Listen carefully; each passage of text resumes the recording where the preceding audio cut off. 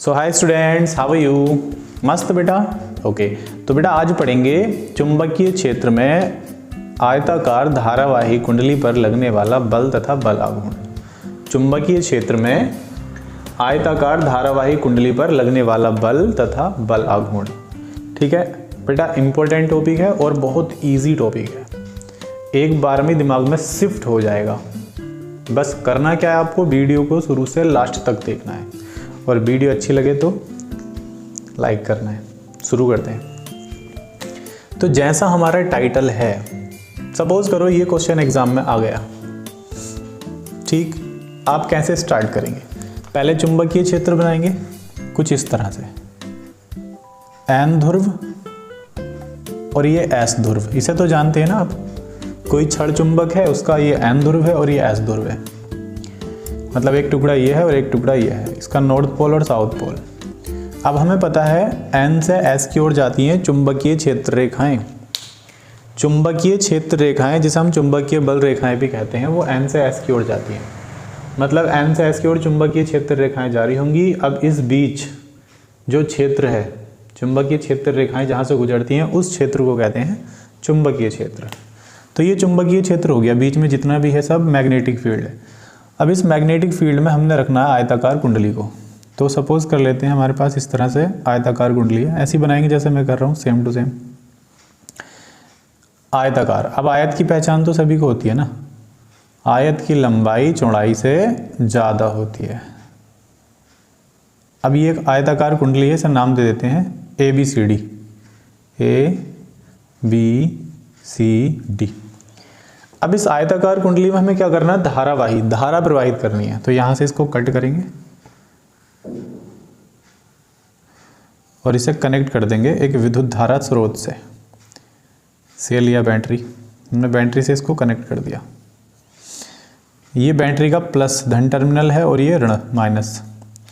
विद्युत धारा प्लस से निकलेगी और माइनस की ओर आएगी। ठीक, इस तरह से हमने स्ट्रक्चर बना लेना है। अब हमें ये देखना है कि भाई जब कुंडली में धारा प्रवाहित करेंगे तो कुंडली में रोटेशन होगा, मतलब घूमेगी कुंडली, क्योंकि चुंबकीय क्षेत्र धारावाही कुंडली पर लगाएगा बल, जिसके कारण इसमें आघूर्ण उत्पन्न होगा, टॉर्क उत्पन्न होगा, जिसकी वजह से ये कुंडली घूमेगी, है ना। और ये बात हम जानते हैं कि जब किसी तार में विद्युत धारा प्रवाहित करते हैं और उसे चुंबकीय क्षेत्र में ले जाकर रखते हैं, तो चुंबकीय क्षेत्र उस तार पर बल लगाता है, जो होता है F बराबर BIL sin थीटा, है ना। तो पहले हम इसके बारे में थोड़ा सा लिख लेते हैं, है ना। थोड़ा सा क्या लिखेंगे, देखो, लिखेंगे जब L लंबाई तथा यहां लगाना भूल गए, कुंडली की लंबाई को मान लेते हैं L और चौड़ाई को मान लेते हैं B। ये जो आयताकार कुंडली है, इसकी लंबाई को क्या मान लेंगे? L और चौड़ाई क्या मान लेंगे? B। तो हम लिखेंगे जब L लंबाई तथा B चौड़ाई की किसी आयताकार कुंडली को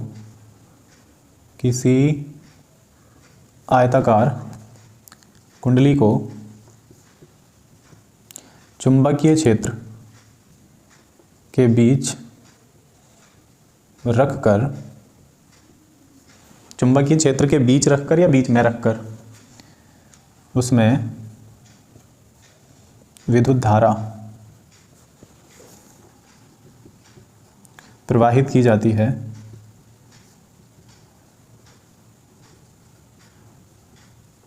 तो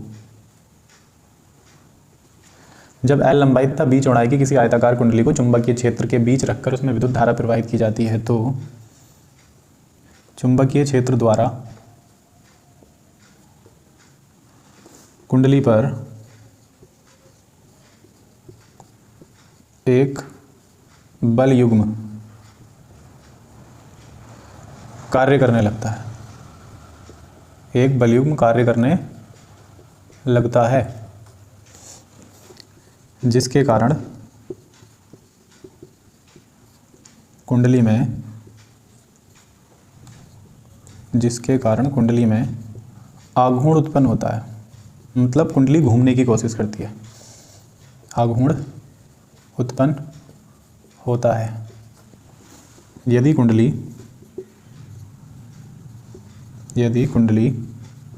अपने अक्ष पर घूमने के लिए स्वतंत्र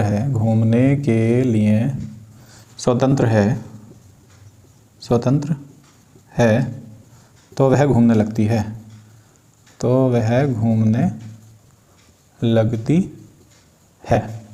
ठीक है बेटा, मैं एक बार फिर रिपीट कर देता हूँ कि जब L लंबाई तथा B चौड़ाई की किसी आयताकार कुंडली को चुंबकीय क्षेत्र के बीच रखकर उसमें विद्युत धारा प्रवाहित की जाती है तो चुंबकीय क्षेत्र द्वारा कुंडली पर एक बल युग्म कार्य करने लगता है, जिसके कारण कुंडली में आघूर्ण उत्पन्न होता है।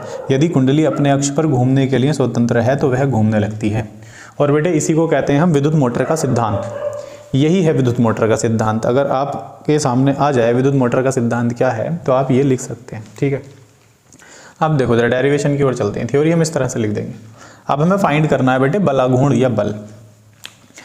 एक बात याद रखनी है वो ये, यदि किसी चालक तार को, वैसे मैं पढ़ा चुका हूँ आपको ये वाली बात, फिर भी आप याद रख सकते हैं, मैं लिख देता हूँ आपके लिए। यदि किसी चालक तार को चुंबकीय क्षेत्र के बीच रखकर उसमें विद्युत धारा प्रवाहित की जाती है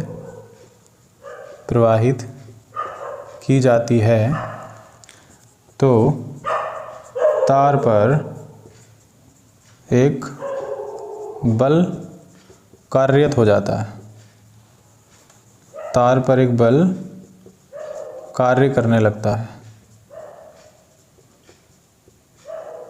जो बेटे क्या होता है F बराबर VIL साइन थीटा।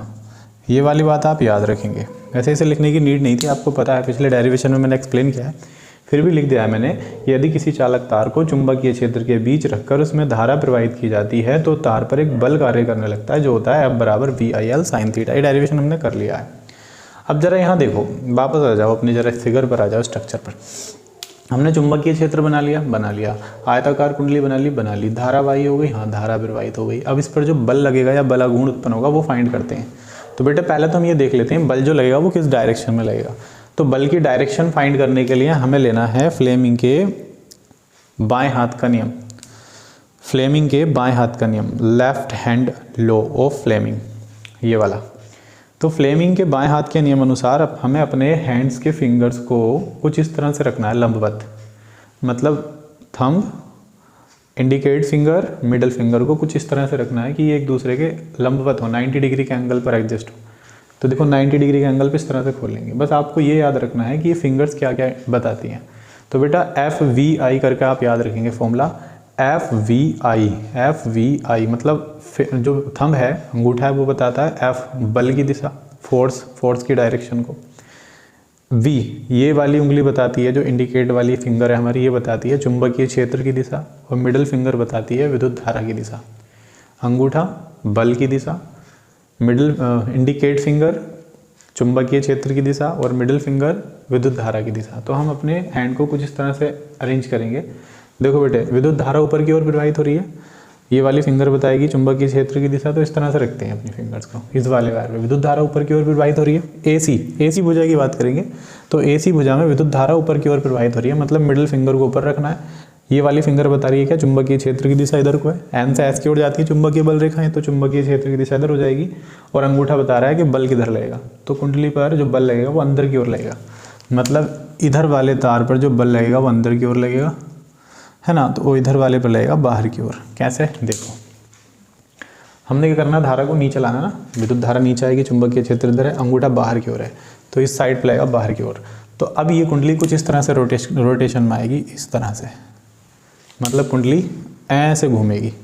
इस पर बल लगेगा अंदर की ओर, इस वाली भुजा पर, AC भुजा पर बल लगेगा अंदर की ओर, और BD भुजा पर बल लगेगा बाहर की ओर, अगर अपने अक्ष पर घूमने के लिए स्वतंत्र है तब, अदरवाइज कैसे घूम सकती है।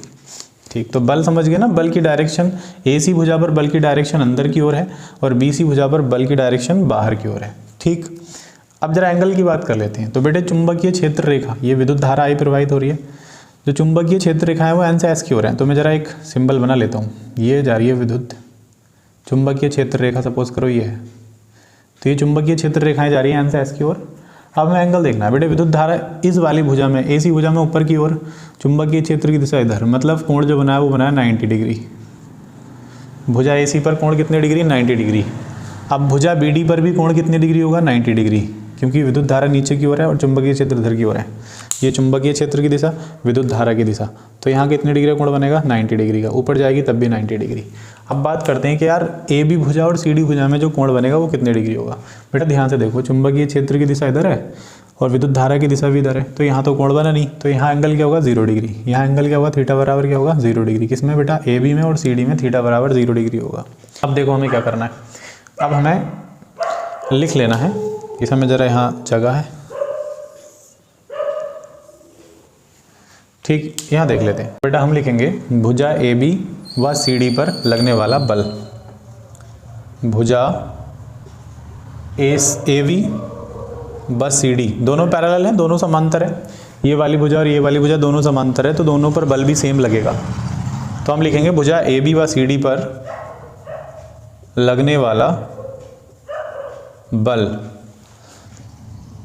ठीक है बेटा। तो बल F बराबर क्या होता है? V I L sine theta. अब थीटा की जगह क्या लिखना है? 0 डिग्री। भुजा ए बी या सी डी पर लगने वाला बल F बराबर V I L sine theta. Theta की जगह 0 डिग्री, क्योंकि भुजा ए बी और सी डी पर एंगल 0 डिग्री रहेगा। तो साइन 0 डिग्री का मान 0 होता है बेटा। साइन 0 डिग्री का मान 0 होता है, और 0 से गुणा करेंगे तो बल भी क्या आएगा? 0 न्यूटन आएगा। मतलब कह लो कि भुजा ए बी और सी डी पर कोई बल है ही नहीं, 0 न्यूटन। कौन सी भुजा पर बल होगा बेटा? ए सी और बी डी भुजा पर बल होगा, क्योंकि इसमें विद्युत धारा ऊपर और नीचे की ओर है और चुंबकीय क्षेत्र इधर की ओर है, तो बल काम करेगा ना, सिंपल सी बात है। तो हम लिखेंगे भुजा क्या है? ए सी व बी डी पर लगने वाला बल, लगने वाला बल, ठीक। फॉर्मूला होगा F बराबर V I L sine theta. अब साइन थीटा की जगह 90 डिग्री लेंगे। अब बेटा साइन 90 का मान तो 1 होता है। इग्नोर करो बाहर की आवाज़, ये कुत्ते के पिल्ले आ गए कहीं से, ठीक। थोड़ा सा इग्नोर कर लो, नो प्रॉब्लम। तो बी आई एल ही रहेगा। तो यहाँ पर बल आएगा बी आई एल। तो बल तो इतना लगेगा बेटे। अब हमें बल आघूर्ण चाहिए, तो इधर आ जाओ जरा बेटे। बल आघूर्ण का फॉर्मूला आपको पता होगा, नहीं पता है तो मैं बता देता हूँ बेटा। बल आघूर्ण बराबर होता है बल गुणा बलों के बीच लंबवत दूरी। बलों के बीच लंबवत दूरी, याद रखेंगे इस फॉर्मूले को सभी बालक। लंबवत दूरी, पता नहीं कौन सा पा बनेगा, चलो छोड़ो बेटा, तुम समझ लियो इसे कौन सा पा बनेगा। पेट चीरा बनेगा या पेट खुला बनेगा। तो बल गुणा बलों के बीच लंबवत दूरी। बल आघूर्ण को दर्शाते हैं टाउ से। बल बेटा कितना है? वी आई एल है, वी आई एल गुणा बलों के बीच लंबवत दूरी। देख लो बेटा, एक बल लग रहा है इस भुजा पर, एक लग रहा है इस पर, इन दोनों के बीच जो लंबवत दूरी है वो है वी साइन थीटा। क्या है बेटे? वी। देखो लंबवत दूरी ए से वी तक की दूरी, तो लंबवत दूरी वो क्या है? वी और साथ में साइन थीटा। तो हम लिखेंगे वी साइन थीटा। अब टो बराबर हो जाएगा V I L into V, और साथ में क्या है? Sine theta. एंगल भी ले लेंगे साथ में। अब हमें पता है एल और वी क्या होते हैं, चूंकि एल वी बराबर होता है बेटा ए। एल वी क्या है? लेंथ मल्टीप्लाई ब्रेथ, लंबाई गुणा चौड़ाई। लंबाई गुणा चौड़ाई बराबर होता है क्षेत्रफल, आयत का क्षेत्रफल। लंबाई गुणा चौड़ाई बराबर क्या होता है बेटा? आयत का क्षेत्रफल, और क्षेत्रफल को दर्शाते हैं ए से। तो हम क्या लगा देंगे इसकी जगह? ए लगा देंगे। तो टॉ बराबर हो जाएगा वी आई ए और साथ में साइन थीटा, ठीक। इतना हुआ। अब बेटा आपको एक बात याद रखनी है, मैं फ्रेम चेक कर लूँ पहले इसका। फ्रेम में आ रहा है? नहीं, यस आ रहा है, आगे लिख देते हैं। बेटा एक बात याद रखनी है, यदि कुंडली में फेरों की संख्या हो, कुंडली में जो तार के फेरे हैं उनकी संख्या n हो, तब फॉर्मूला क्या होगा? यदि कुंडली में फेरों की संख्या क्या हो बेटे? n हो। यदि कुंडली में फेरों की संख्या क्या हो? n हो। तब फॉर्मूला क्या होगा? तब फॉर्मूला होगा टाउ बराबर VI साइन थीटा। अब इसे आप अपने तरीके से लिख सकते हैं, VI को लिख सकते हैं Veena sine theta, long time याद रहेगा, वीना साइन थीटा। ठीक है, बस n को पीछे करना, a को आगे। तो बल आघूर्ण का फॉर्मूला आ गया टाउ बराबर वीना साइन थीटा। क्या आ गया बेटे फॉर्मूला? टाउ बराबर वीना साइन थीटा। नहीं दिख रहा है, मैं थोड़ा एडजस्ट कर देता हूँ इसे, ऊपर को आ जा, ये ठीक है, अब दिख गया होगा, एडजस्ट कर देते हैं या। तो ये हमारा फाइनल रिजल्ट निकल कर आया बेटे, टाउ बराबर वीना साइन थीटा, इतना बल आघूर्ण कार्य करता है। ओके, तो बेटा आपको इस वाले क्वेश्चन में अगर इस तरह का टॉपिक आता है तो ये सारा कुछ लिख कर आना है। ओके, इस तरह से ये आपको ईजी रहेगा, है ना। अब मिलेंगे किसी नेक्स्ट वीडियो में प्यारी सी, तब तक के लिए बाय, टेक केयर। कुत्ते बहुत ही भौंके हैं आज।